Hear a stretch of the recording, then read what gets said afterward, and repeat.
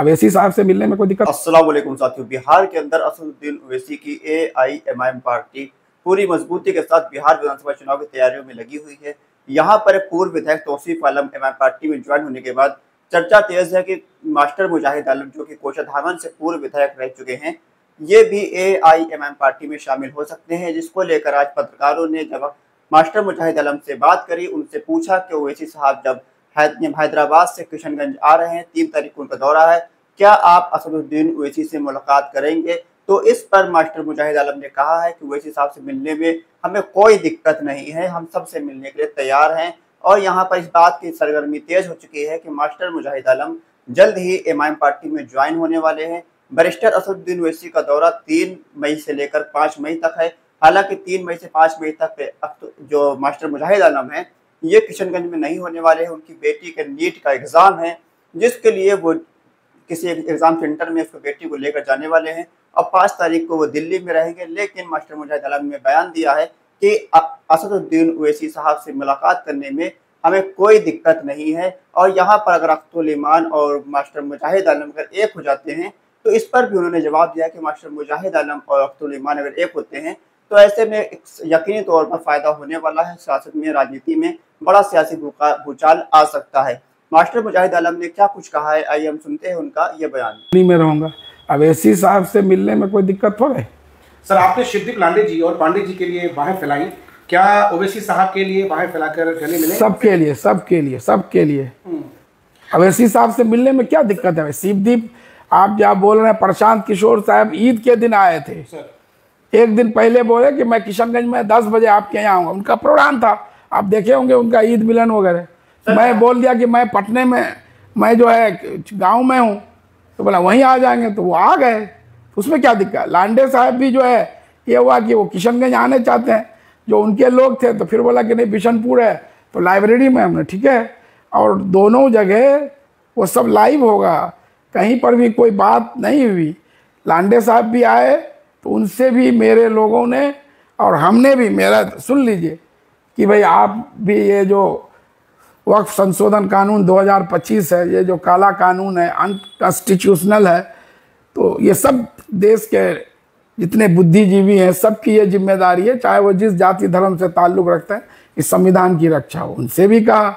आप प्रशांत किशोर साहब आए थे तो पैक्स चेयरमैन राजा साहब भी उनसे ये किए ईद के दिन कि आप भी इस बिल के खिलाफ, उस वक्त बिल था और इसके खिलाफ आवाज़ उठाइए और हम लोग भी आपके साथ होंगे। सर, अगर साहब ने कहा है, मास्टर मुजाहिद आलम का साफ कहना है कि बैरिस्टर असदुद्दीन ओवैसी से मुलाकात करने में उनको कोई भी दिक्कत नहीं है। हमने बाकी नेताओं से भी मुलाकात करी है, बैरिस्टर असदुद्दीन ओवैसी जैसे नेता से मुलाकात करने उनके लिए कोई दिक्कत की बात नहीं है।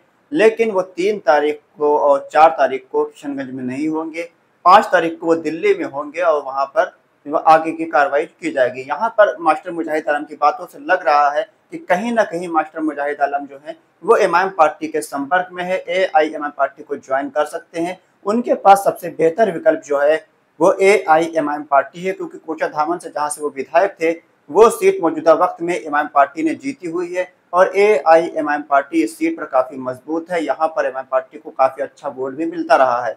हालांकि मास्टर मुजाहिद आलम ने अभी किसी भी पार्टी में ज्वाइन होने से साफ कहा है कि अभी हम किसी भी पार्टी में ज्वाइन नहीं होने वाले हैं। अभी हम मशवरा करेंगे, जो आवाम कह रही है आवाम से बात करेंगे, आवाम जो फैसला करेगी हम वही बात को मानेंगे। हालांकि आवाम की बात माने तो आवाम पूरी ज़्यादातर 90% आवाम ऐसी है जिसका ये कहना है कि मास्टर मुजाहिद आलम को असदुद्दीन ओवैसी की एआईएमआईएम पार्टी में ज्वाइन होना चाहिए और अख्तुल ईमान के साथ मिलकर कोषाधामन का विकास करना चाहिए। कोषाधामन के दोनों ही नेता हैं, मास्टर मुजाहिद आलम और अख्तुल ईमान। अगर ये दोनों एक हो जाते हैं तो कोषाधामन की सियासत काफी मजबूत हो जाएगी, कोषाधामन का दबदबा थोड़ा बढ़ जाएगा। मास्टर मुजाहिद आलम आने वाले दिनों में किस पार्टी में जाएंगे, इसको लेकर तो अभी तमाम तरीके की चर्चा है। लेकिन असदुद्दीन ओवैसी की एआईएमआईएम पार्टी में अगर मास्टर मुजाहिद आलम आते हैं तो इससे पूरे सीमांचल के अंदर एक बड़ा मैसेज जाएगा, क्योंकि मास्टर मुजाहिद आलम जो है वो किशनगंज लोकसभा से जेडीयू के प्रत्याशी थे 2024 लोकसभा चुनाव में। इनको लगभग 3.5 लाख के आसपास भी वोट मिला था और यहाँ पर कई विधानसभा सीटों पर इनको काफी अच्छा खासा वोट मिला है। तो ऐसे में इनकी जमीनी पकड़ काफी मजबूत है, जिससे एमआईएम पार्टी के जो वोट बैंक जुड़ जाएगा तो एम पार्टी को यकीनी तौर पर फायदा होने वाला है और AIMM पार्टी बिहार के अंदर इस बार पिछले बार से भी ज्यादा बड़ी कामयाबी हासिल कर सकती है। तौसीफ अलम 4 बार विधायक रह चुके हैं बहादुरगंज के, वो अब एम पार्टी में आ चुके हैं, उनसे भी एम पार्टी को फायदा होने वाला है। और खबर यह है कि यहाँ पर लगभग 1 दर्जन ऐसे नेता हैं जो कि AIMM पार्टी के संपर्क में है। एम पार्टी बिहार की विधानसभा चुनाव से पहले ज्वाइन कर सकते हैं और AIMM पार्टी के सिंबल पर चुनाव भी लड़ सकते हैं। हालांकि यहाँ पर कौन से ऐसे नेता इनको लेकर चर्चा चल रही है कि एम पार्टी में ज्वाइन होंगे, तो इसमें कई नाम है, जैसे हाजी अब्दुल सुभान साहब का जो कि पूर्व मंत्री रह चुके हैं, 6 बार विधायक रह चुके हैं। तौसीफ अलम तो एम पार्टी में आ चुके हैं, मास्टर मुजाहिद आलम का नाम भी चर्चा में है। इसके अलावा अररिया के जो पूर्व सांसद हैं शहनवाज आलम के भाई सरफराज आलम को लेकर भी चर्चा है कि वो भी एम पार्टी में आ सकते हैं। इसके अलावा कई और नेता हैं जो कि एम पार्टी में ज्वाइन हो सकते हैं। आने वाले दिनों में मालूम चलेगा कि एम पार्टी में कौन कौन से बड़े नेता शामिल होने वाले हैं। हालांकि एम पार्टी का कद जो है वो सीमांचल के इलाके में काफी बढ़ चुका है।